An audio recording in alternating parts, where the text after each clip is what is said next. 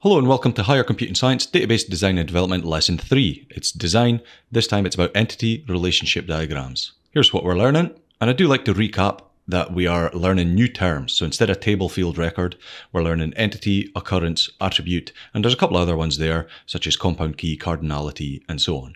An entity is a table, an occurrence is a record, attributes are fields, and we should still remember about the primary key, which is an attribute in an entity that uniquely identifies each occurrence in that entity. Now the new one, a compound key, I know we looked at it before, but this is a primary key that is made up of more than one foreign key, and we will take a look at these in the future, but that's what it is, a primary key that's made up of more than one foreign key. So what's a foreign key? It's an attribute in an entity that is a primary key in another entity. What does that mean?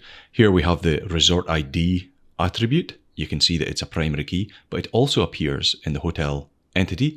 So it's a foreign key here. And what it does is it links the two tables. It creates the relationship.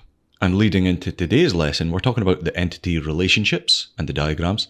And you can see that the foreign keys create the relationships. We saw some examples in the last lesson as well. But a primary school teacher could teach many pupils. One of those pupils will only have one main primary school teacher, so that's like a one-to-many. I know in real life that you can have more teachers, like you've got your different gym teachers and potentially music teachers, but generally speaking you've got one teacher. So this is a one-to-many, one teacher to many pupils. Again, we've got more Nat 5 stuff, but the word here is cardinality. I know we learned it in the last video. In a relational database, cardinality refers to the type of relationship, one-to-one, one-to-many, many-to-many. Now, I mentioned in the last video as well that you cannot have many-to-many relationships. I know they do exist in real life, but in a relational database, there should never be many-to-many relationships. Now we're getting into ER diagrams, what we're talking about now. ER diagrams graphically show the relationship between entities. It also shows a bunch of other stuff like the fields and the attributes and the primary and foreign key and so on. And we can also include the name of the relationship. Now this is something I'm not very keen on, but it's something you have to do. Sometimes you get marks for this. And here is an example of a big, fully fledged entity relationship diagram. Isn't it beautiful? We can see that a school can have many teachers, but a teacher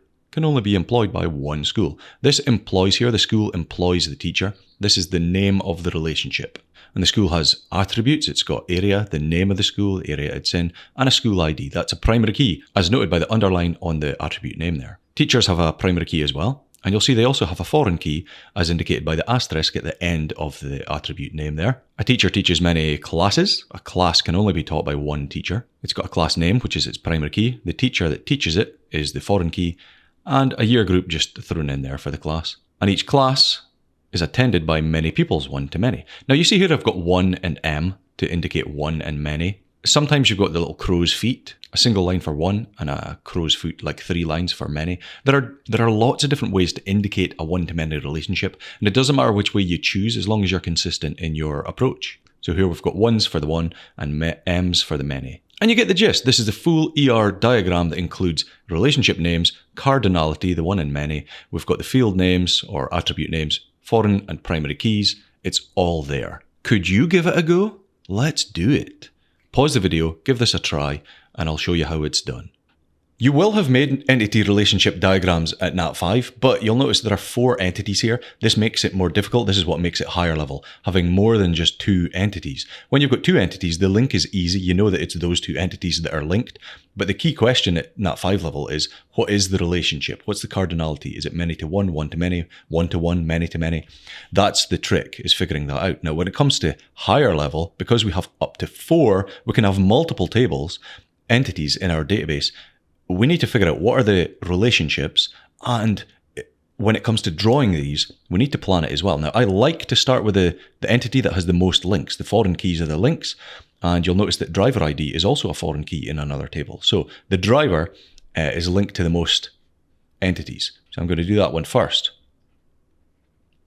Now, in this case, the driver's linked to every other entity, so it doesn't actually matter where I put the things as long as I can put a line between them. When it comes to a database that it's not one entity linked to every other entity, it's much more difficult to figure out, or to plan rather, where things are going to go. So I like to always start with the one that has the most links and plan it from there. Drivers are related to clubs, so let's do the club over here. They're also related to races. I'll do the race here because I can put a link going this way, and they're also linked to cars.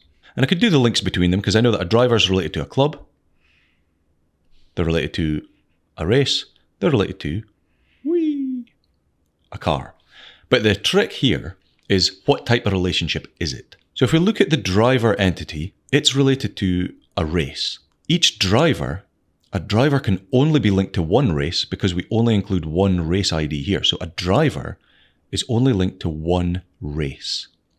But this race, let's say this is race ID number 1, it could appear in driver 1, driver 2, driver 3. There could be 30, there could be unlimited numbers of drivers that have race 1 as their race ID. So we can see that this is definitely, the many. A race can have many drivers. When it comes to clubs, a driver is only ever linked to one club. But there could be a club, let's say it's club ID 1. They could appear in driver 1, driver 2, driver 3. They could all be linked to club 1. So a driver only ever has one club, but a club can have many drivers. Excellent. And when it comes to cars, it's the other way around. The car has the driver, the foreign key. So a car can only ever be linked to one driver. A car can only be driven by one person. But that implies that a person could be linked, like car 1 could have driver 1. Car 2 could have driver 1. Car 3 could have driver 1. This does imply that there is a many on the side of the car. Whee! Now, in this case, we don't know. We don't know if it's a one-to-one or if it's a one-to-many, but there may well be some information at the start of this example, like in the scenario, they may tell you up front, oh, a driver can only ever drive one car. In that case, you would know that it's a one-to-one, but if you're not given that information, the entity that has the foreign key is the entity that gets the many. If it's not the foreign key, if it's the primary key in the link, that's a 1. It's a 1 on the race side because the race is the primary key. It's a many on the driver side because the driver has the foreign key for that entity.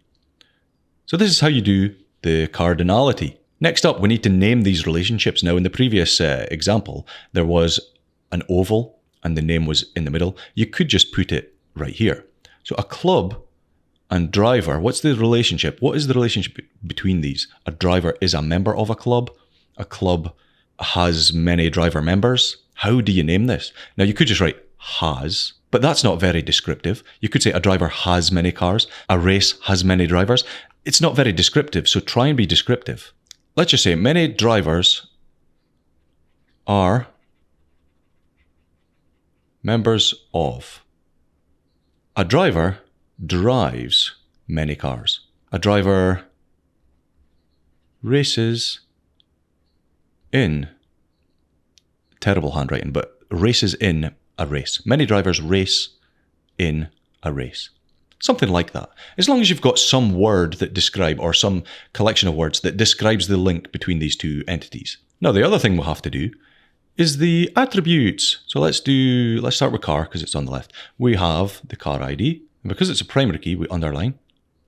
You can see here I'm not running out of room, but because I'm using a computer, it's difficult for me. Quickly do these other ones. And driver ID is a foreign key. So asterisk goes here. There we go. Now you would obviously take your time and you would write them much nicer than this. Let's do race next. Primary key, underlined. Oops, scored it out. Let's do the driver. Driver ID is a primary key. Club, that says club, is a foreign key. So asterisk. And race ID, also a foreign key. And finally the club. We've got the ID, which is a primary key. We've got the name and address. Now this is very messy. I'm not a big fan of these types of ER diagrams because couldn't we just put links between these? Like we could just link race to race ID. The club is like this. But this is where it gets difficult. To link the driver, I would have to do like this. Doesn't this just contain all the same information? Other than the name, which kind of is irrelevant.